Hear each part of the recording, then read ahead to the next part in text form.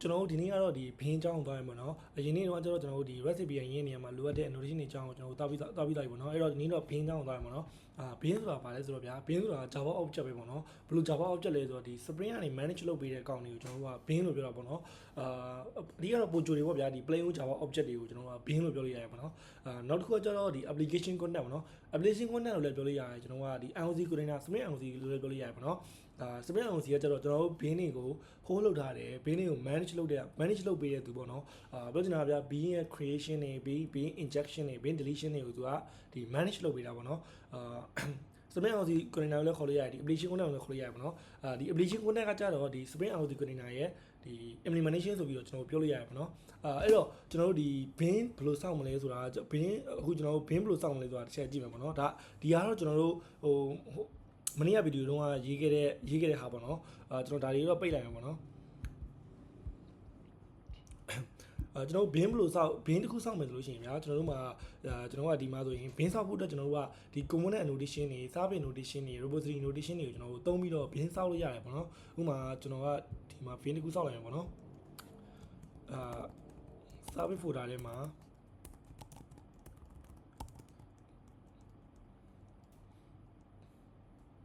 ာဆို logistic ပေါ့နော် logistic service ဆိုပြီးကျွန်တော်တစ်ခုစောက်လိုက်ရမှာနော်ဒါဒီကောင်ကျွန်တော် interface ပဲထားလိုက်ရမှာနော် interface ထားပြီးတော့ဒီထဲမှာကျွန်တော်ကvoice ဆိုပြီးတော့ဒီ transport ဆိုပြီးတော့ပဲကျွန်တော်ထားလိုက်ရမှာနော်ဒီလိုဆိုလို့ရှိရင်ဒီကောင်ကိုကျွန်တော်ကဒီမှာဟိုဟာရေးလိုက်ရမှာနော် external လုပ်ပြီး class တစ်ခုရေးလိုက်ရမှာနော်ဒီ road logistics ဆိုင်မှာနော်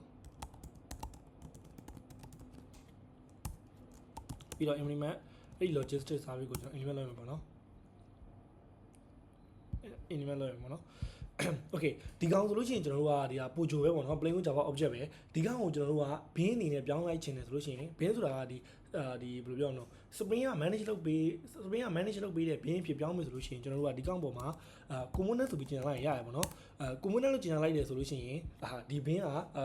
ကျွန်တော်တို့ရဲ့ဒီ run လိုက်လို့ရှိရင် Spring IOC container ဒီကောင်ကို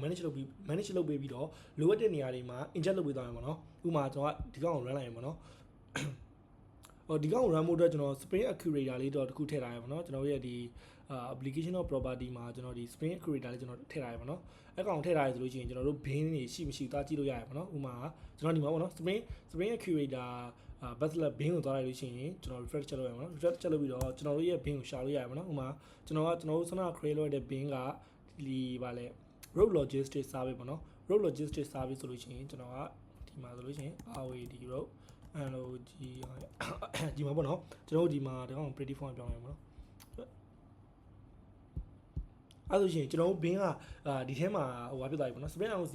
ကျွန်တော်တို့ရဲ့ဒီဘင်းတစ်ခုစောက်ဘင်းစောက်လိုက်ပြီဆိုတဲ့သဘောပေါ့နော်ပြောချင်တာကဗျာကျွန်တော်တို့ဘင်းစောက်မယ်ဆိုလို့ရှိရင်ကျွန်တော်က component notation နဲ့စောက်လို့ရတယ်နောက်တစ်ခုကကျတော့ဒီ service notation နဲ့စောက်လို့ရတယ်ပေါ့နော် service notation နဲ့ဆိုရင်လည်းသူကတူတူပဲပေါ့နော်ဘင်းစောက်မှာပဲပေါ့နော်ဘာလို့လဲဆိုတော့ service notation နဲ့ဝင်ကြည့်လိုက်လို့ရှိရင်လည်းသူ့မှာ component ဆိုပြီးတော့ပါတယ်ပေါ့နော်အဲ့တော့ကျွန်တော်တို့ကဒီ service notation ဟိုတုံးလို့ရှိရင်လည်းသူကဘင်းစောက်သွားမယ်နောက်တစ်ခုကဒီမှာ repository ဆိုပြီးရှိသေးတယ်ပေါ့နော် repository ဆိုပြီးတုံးလို့ရှိရင်လည်းသူကဒီမှာ component ပါဖြစ်တဲ့ကြောင့်မလို့ဘင်းစောက်သွားရင်ပေါ့နော်ကျွန်တော်ကပြောချင်တာဗျာဘင်းစောက်မယ်ဆိုလို့ရှိရင် component ကိုတုံးပြီးတော့စောက်လို့ရတယ်ပေါ့နော်နောက်တစ်ခုကဒီမှာ controller ထဲမှာဆိုရင်လည်း user controller ထဲမှာဆိုလည်းကျွန်တော်ကဒီမှာ REST controller ဆိုပြီးကျင်ထားရပါတော့အဲ့ဒီ REST controller ကိုနှိပ်လိုက်မယ်ဆိုလို့ရှိရင်လည်းဒီမှာ controller ဆိုတဲ့ notation တွေရှိတယ်ပေါ့နော်အဲ့ဒီ controller ရဲ့အထဲမှာဆိုရင်လည်းကျွန်တော်တို့ကဒီမှာ component ဆိုတဲ့ notation ရှိတယ်ပေါ့နော်အဲ့တော့ကျွန်တော်ကဘင်းစောက်မယ်ဆိုလို့ရှိရင်ဗျာဒီ component notation ကိုသုံးပြီးတော့ကျွန်တော်တို့ကစောက်လို့ရတယ်ဆိုတဲ့သဘောပေါ့နော်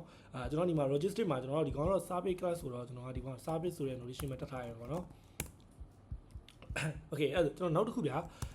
နောက်တစ်နည်းဘင်းဆောက်တဲ့နည်းတစ်ခုထပ်ရှိသေးတယ်ပေါ့နော်အဲ့ဒါကျတော့ကျွန်တော်ဒီမှာ road logistic ပြီးတော့ကျွန်တော်ဒီကောင်ကိုနောက်တစ်ခုထပ်သွားရအောင်နော် C logistic ဆိုပြီ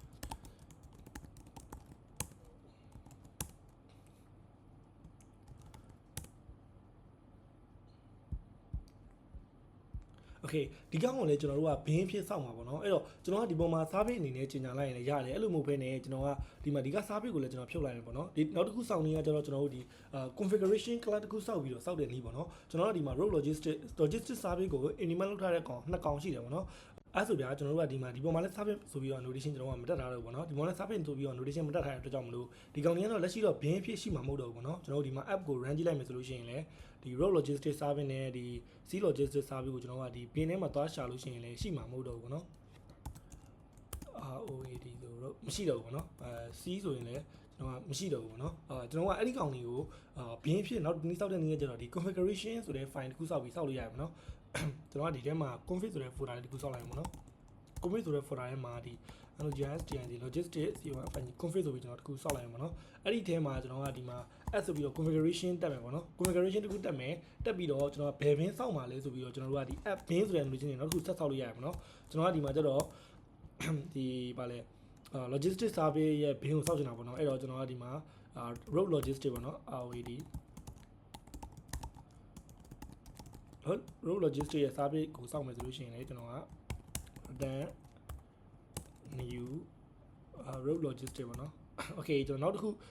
ဟို C logistics အတွက်လည်းထပ်စောက်မယ်ပေါ့နော်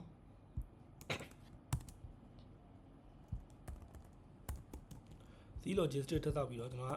C logistics ကိုယူလိုက်ရမှာအဲ့ဆိုဗျာကျွန်တော်တို့ကဆွမ်းက service notation တွေနဲ့စောက်လို့ရတယ်ပြီးတော့ဒီလိုမျိုးconfiguration ဆို class တစ်ခုမှာ configuration ကြီးညာပြီးတော့ဒီ bin notation လေးနဲ့လည်း bin ထပ်ပြီးတော့စောက်လို့ရတယ်ပေါ့နော်ဒါကတော့ကျွန်တော်ဥမာအနေနဲ့ပြတာပေါ့နော်တကယ်လို့ real project တွေမှာကြတော့အခုလိုမျိုး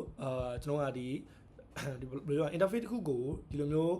class တစ်ခုက implement လုပ်ထားရဆိုလို့ရှိရင်ဒီလိုမျိုး logistic config ဆိုပြီးတော့ဒီလိုမျိုး bin တစ်ခုမစောက်ဘူးပေါ့နော်ဘယ်လိုမျိုးလုပ်လဲဆိုတော့ကျွန်တော်ကဒီ design pattern သုံးသွားမှာပေါ့နော်ဥပမာ design pattern factory လိုမျိုးကောင်းပေါ့နော် factory ကကျတော့ဗာလဲဆိုတော့ဗျာဒီ object တွေကိုကျွန်တော်ကိုယ်တိုင်မစောက်ချင်တဲ့အချိန်မှာအဲ့ဒီ factory design pattern ကိုသုံးလို့ရတယ်ပေါ့နော်design pattern တွေကိုလေ့လာချင်လို့ရှိရင်လည်းကျွန်တော်တို့ဒီမှာသွားပြီးလေ့လာလို့ရတယ်ပေါ့နော် refactoring group ဆိုပြီးတော့ရှိတယ်ပေါ့နော်ဒီ refactoring group မှာလည်းကျွန်တော်တို့ design pattern တွေသွားပြီးတော့လေ့လာလို့ရတယ်ပေါ့နော်ဒီမှာ design pattern တွေအကုန်ရှိတယ်ပေါ့နော်okay ဒါကတော့ကျွန်တော်ကဥ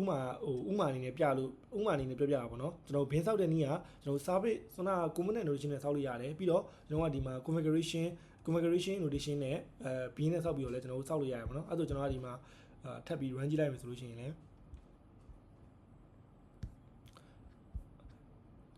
ဒီတစ်ခေါက်မှာတော့ကျွန်တော်က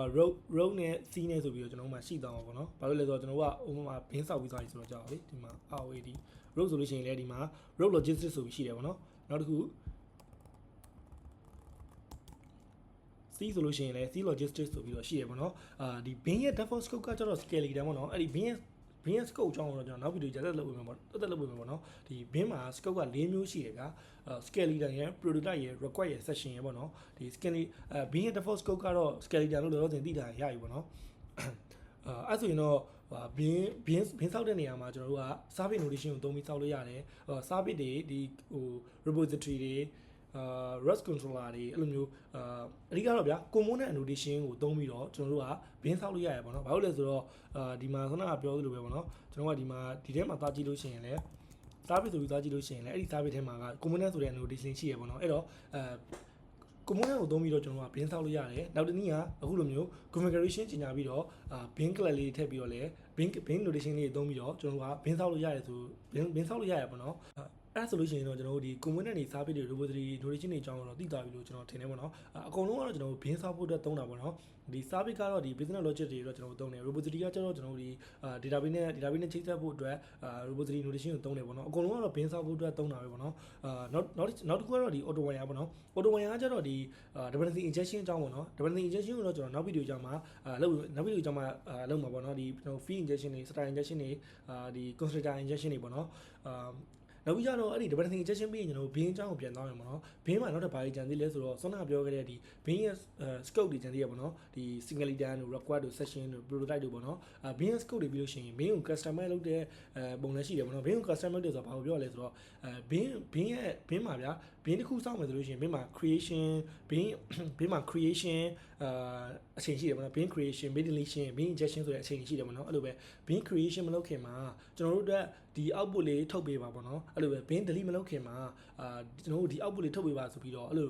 ကျွန်တော်က bin ကို customize လုပ်လို့ရတယ်ပေါ့နော်အဲ့ဒီ video ကိုတော့ကျွန်တော်ဒီ dependency injection ပြီးတဲ့အချိန်မှာဆက်ပြီးတော့တောင်းရပေါ့နော်ကျွန်တော်နောက်ဗီဒီယိုကြရင်တော့ dependency injection လုပ်မယ်ပေါ့နော်အဲ့တော့ကျွန်တော်နောက်ဗီဒီယိုမှာပြန်တွေ့ပါမယ်ဟုတ်